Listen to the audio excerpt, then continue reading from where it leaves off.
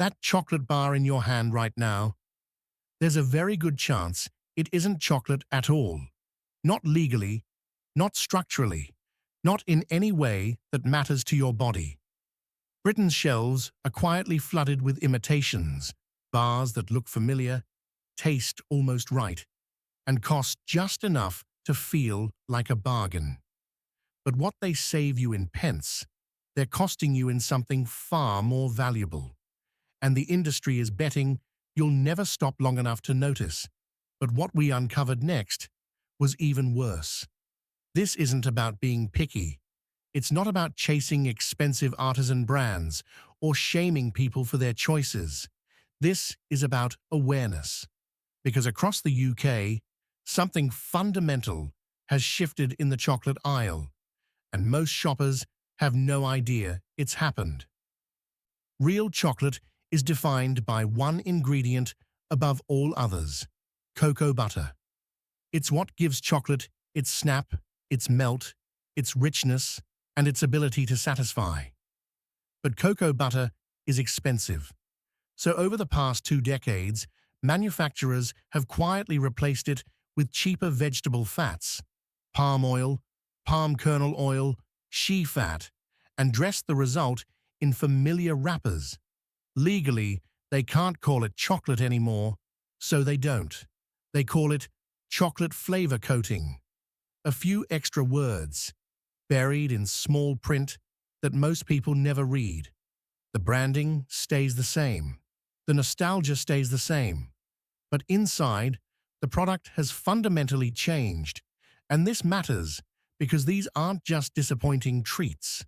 They're products engineered to behave differently in your body. Real chocolate satisfies. It signals fullness. These substitutes spike blood sugar, fade fast, and leave you reaching for more. They don't calm cravings. They extend them. Tonight, we're walking through 5 everyday products sold across Tesco, Sainsbury's, Asda, and corner shops nationwide. Products that look like chocolate are shelved with chocolate, but have quietly crossed a line into something else entirely. We'll show you exactly what changed, how to spot it on the label, and why the industry hoped you'd never stop to check.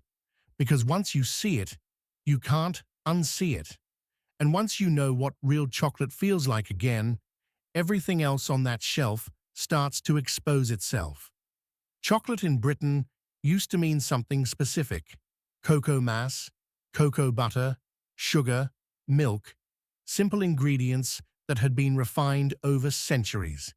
The recipe wasn't broken, so nobody needed to fix it. But around the turn of the millennium, something shifted. Commodity prices rose, cocoa became more volatile, and manufacturers began looking for ways to protect their margins without raising prices or shrinking bars too obviously.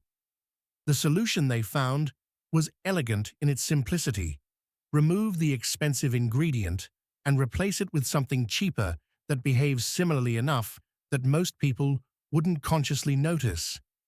Cocoa butter was the target. It's the most expensive component of chocolate by weight, and it's also the most replaceable, structurally at least. Vegetable fats like palm oil can be engineered to melt, coat, and hold shape. They don't taste the same. They don't satisfy the same way. But they look right on the shelf, and that was enough. This wasn't a scandal. There were no headlines, no investigations, no outcries. It happened through reformulation, small, incremental changes that were never announced, never apologized for, and rarely noticed until years later when someone said, "This doesn't taste like it used to." And here's the part that makes it so effective. These aren't new brands you can easily avoid. These are bars that have lived in British cupboards for decades. Products parents trusted without thinking. Products today's children still eat without question.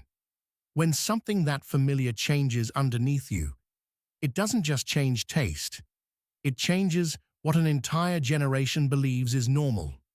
The industry knew this. They kept the wrappers, they kept the logos, they kept the slogans, and they quietly swapped the structure, betting that brand loyalty and nostalgia would do the rest. For most people, it did. The first clue is always the label, not the front. The front still shows the same cheerful branding, the same childhood memories. It's the back that tells the truth. Look for the words chocolate flavor coating. That's the giveaway. Under UK and EU law, chocolate must contain a minimum percentage of cocoa solids, and cocoa butter must be the primary fat. If a product doesn't meet that standard, it can't legally be called chocolate. So manufacturers use chocolate flavor instead, a technical workaround that lets them sell sugar and vegetable fat as if it were the real thing.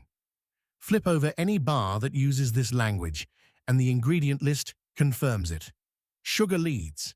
Glucose syrup follows close behind. Then come the fats. Palm oil, palm kernel oil, shea fat. Cheap, stable, and engineered for shelf life, not satisfaction. Cocoa powder appears somewhere near the end, often described as fat-reduced cocoa powder, which means the cocoa butter has already been stripped out and sold separately. This isn't just about cutting costs. It changes how the product behaves in your mouth and in your body. Cocoa butter melts cleanly at body temperature, which is why real chocolate dissolves smoothly and leaves you feeling satisfied. Vegetable fats melt unevenly, some too fast, some too slow, leaving a greasy residue that lingers without delivering depth. The result is a product that feels rich for a moment, then vanishes, replaced by the urge to eat something else. That's not an accident. Foods built on refined sugar and industrial fats don't calm appetite. They stimulate it. They don't satisfy cravings. They extend them.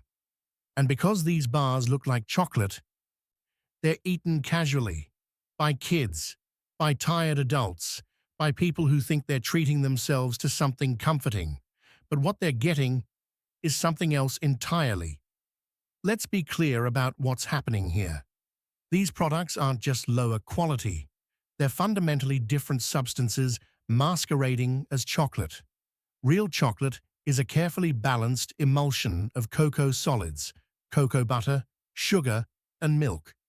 The cocoa butter is essential. It's what gives chocolate its structure, its melt, and its ability to deliver flavor slowly and satisfyingly. When manufacturers remove cocoa butter and replace it with palm oil, they're not making a cheaper version of chocolate. They're making a chocolate-flavored confection that behaves entirely differently. Palm oil is cheaper, more stable, and easier to work with. It doesn't require tempering. It doesn't bloom in warm conditions. It has a longer shelf life. But it doesn't melt cleanly, and it doesn't carry flavor the same way cocoa butter does. To compensate, manufacturers add flavorings, not cocoa solids, but artificial or nature-identical compounds designed to remind your brain of chocolate without actually being chocolate. This is where things get concerning. Independent testing by consumer groups has repeatedly shown that many of these products contain minimal actual cocoa. Some bars, marketed as chocolate, contain less than 10% cocoa solids, lower than what's legally required to use the word chocolate in the EU. That's why they use flavor coating instead. But it's not just about what's missing. It's about what's been added. Many of these bars are loaded with emulsifiers like E476, polyglycerol polyricinoleate, which allows manufacturers to use less cocoa butter while maintaining a smooth texture. It's legal, it's safe in the amounts used, but it's a clear marker that the product has been engineered for cost, not quality. Then there's the sugar content. When cocoa butter is removed, something has to fill the gap. That something is usually sugar and glucose syrup. Many chocolate flavor bars now contain more sugar per 100 g than actual chocolate bars did 20 years ago. This isn't just about taste. It's about how your body responds. High sugar, low cocoa products cause rapid blood glucose spikes followed by crashes. This triggers hunger signals faster and more intensely than real chocolate, which releases energy more slowly due to the fat content from cocoa butter. Nutritionists have warned that this pattern contributes to overeating and makes it harder for people to feel genuinely satisfied after eating. There's also the issue of palm oil itself. While it's not toxic, its widespread use has environmental and health implications that go beyond the chocolate bar. Palm oil is high in saturated fat, but it's a different type of saturation than cocoa butter. Some studies suggest it may have different metabolic effects, though the research is still evolving. What's not up for debate is this. People are eating products they believe are chocolate, without realizing those products have been fundamentally restructured. And the manufacturers know this. They keep the branding familiar. They keep the price accessible. They keep the portion sizes generous. Because the more you eat, the more you buy, and the less likely you are to stop and ask why it doesn't quite taste the way you remember. This isn't a conspiracy. It's just economics dressed up as nostalgia.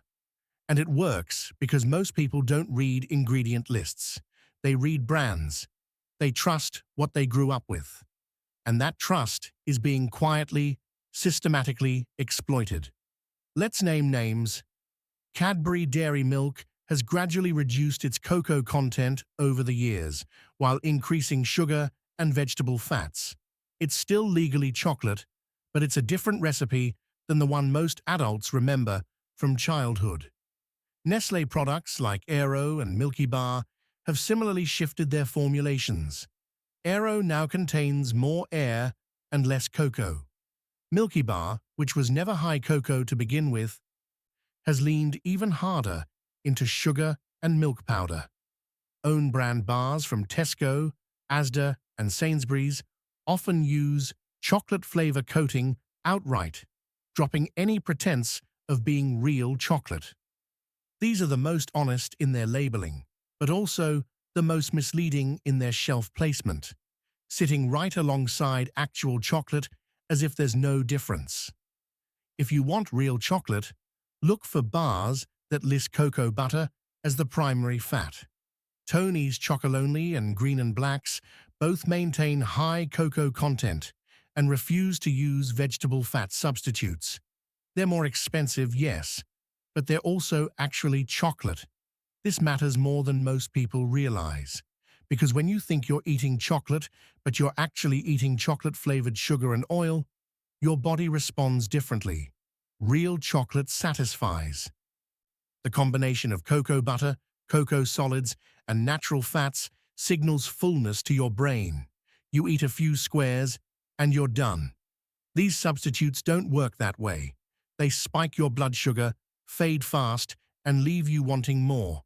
That's not willpower failure. That's biology.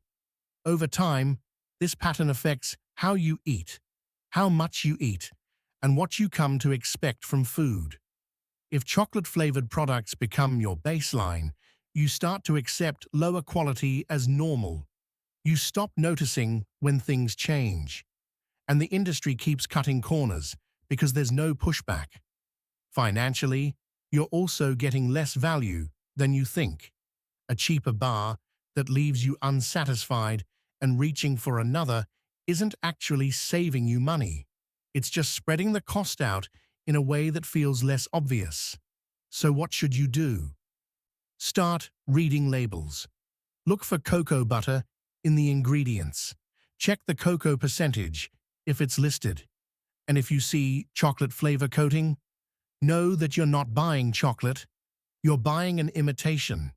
You don't have to stop eating these products, but you should know what they are, because once you see the difference, you can't unsee it. And once you taste real chocolate again, everything else on that shelf starts to feel like exactly what it is. a substitute. This investigation isn't about shaming anyone for their choices. It's about giving you the information the industry hopes you'll never seek out. Real chocolate still exists. It's more expensive, yes, but it's also richer, more satisfying, and made from ingredients that haven't been stripped down and rebuilt for profit. When you know what to look for, the difference is immediate. The biggest revelation here isn't that some chocolate bars are fake. It's that the fakes are so common, so familiar, and so normalized that most people never even question them. And that's exactly how the industry wants it. Awareness matters now more than ever, because the more people accept substitutes as normal, the easier it becomes for manufacturers to keep cutting corners, and the harder it becomes to find the real thing. So now, I want to hear from you. Have you noticed these products in your local shop? Have you ever picked up a bar, taken a bite, and thought, this doesn't taste like it used to? Drop your thoughts in the comments below. If this video opened your eyes, share it with someone who still thinks they're eating the same chocolate they grew up with. And if you want more investigations like this, real stories, real labels, real consequences, subscribe to the channel. We uncover the hidden truths behind everyday UK foods, one story at a time. Because once you see it, you can't unsee it.